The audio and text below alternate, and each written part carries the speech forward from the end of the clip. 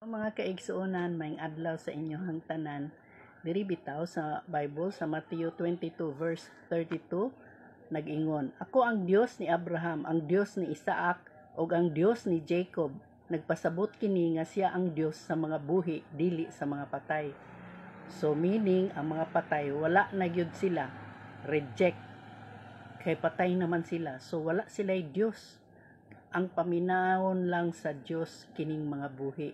Sumintras buhi pata, kinahanglan mga itagpasaylo, dawato nato ang Dios ingon nga atong bugtong ug personal nga manluluwas sa atong kinabuhi tungod kay Dios siya sa mga buhi dili sa mga patay.